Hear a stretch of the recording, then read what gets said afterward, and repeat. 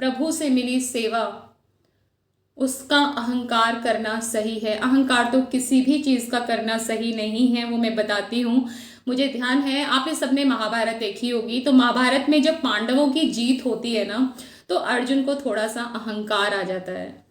और वो जब आप जीतता है कोई भी, तो होता क्या है, जो ट्रेंड है वो ये है कि आपका जो सारथी है वो पहले उतरेगा और फिर वो जो रथ पर चढ़े हुए हैं उनको कंधा देगा उतरने के लिए। तो अब अर्जुन जी के सारथी कौन थे? भगवान कृष्ण थे।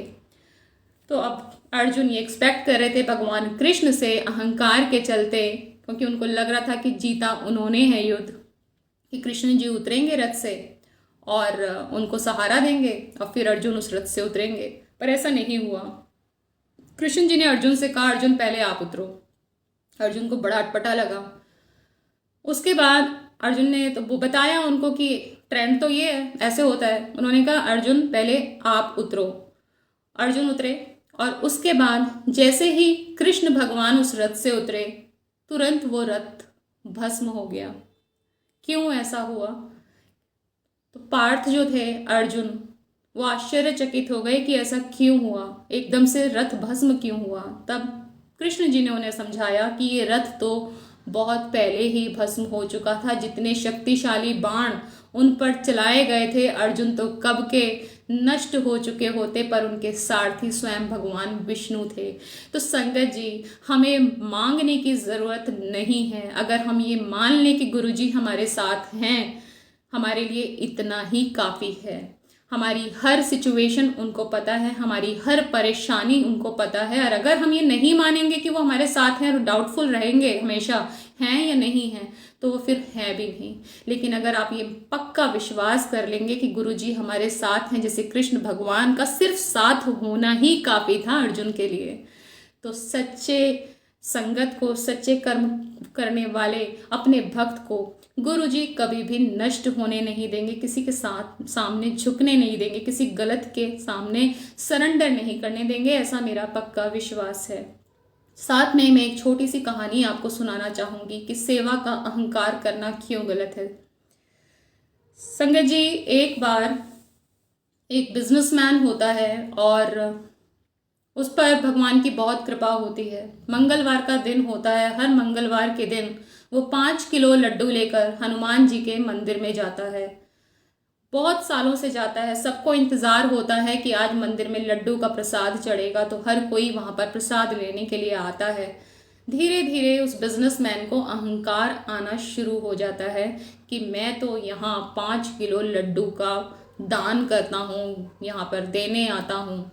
अब क्योंकि संगत जी, आपने देखा होगा मंगलवार में जो हनुमान मंदिर होते हैं वहां पर छोटी छोटी ना दुकानें लग जाती हैं आसपास, कि लोग आएंगे तो उनकी भी बिक्री होगी, एक मेला सा लग जाता है।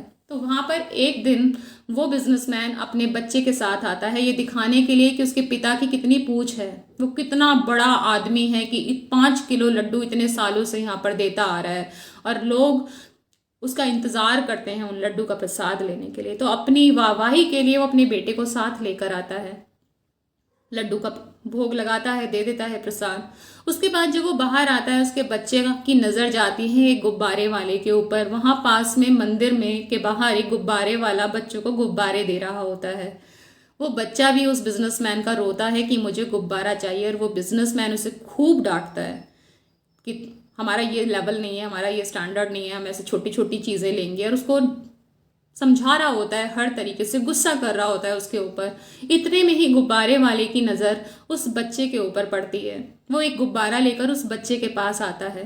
बिजनेसमैन को बहुत गुस्सा आता है और वो गुब्बारे वाले को उल्टा सीधा बहुत बुरा बुरा कहता है कि तुम्हें तो टारगेट मिल गया है ना, कि तुम्हारी यहाँ पे खरीदारी हो जाएगी, बच्चा रो रहा है, मैं उसको समझा रहा हूँ, वो बिल्कुल भी गुब्बारा नहीं लेगा, तुम्हें तो अपनी चीजें बेचनी है इसलिए तुम यहाँ पर आ गए हो। इस पर पता है गुब्बारे वाला क्या कहता है?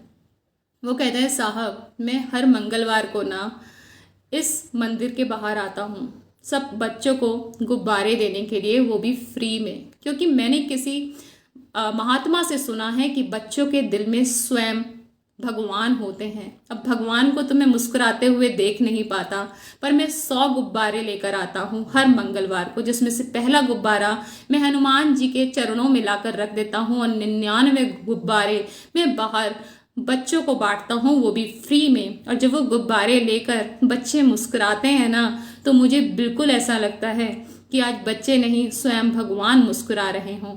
और बस इसे ही मैं करना चाहता हूँ, यही मेरी सेवा है और यही मेरी एक सरल सी भक्ति है। उस दिन उस बिजनेसमैन की आंखें खुल गई। भगवान को ना दिखावा नहीं चाहिए, ढोंग नहीं चाहिए, भगवान को सिर्फ एक सरल भक्ति चाहिए। आप एक सिंपल सी भक्ति से अपने ईश्वर को, अपने प्रभु को पा सकते हैं। शिव पुराण में भी संगत जी ये मेंशन है, पार्वती जी ने शिव जी से पूछा कि आपको कैसे खुश किया जा सकता है, तो शिव जी ने इस पे बोला कि दान से, पूजा पाठ से, भक्ति से, ये जो जोत जलाते हैं, ये सबसे आप मुझे नहीं खुश कर सकते हो।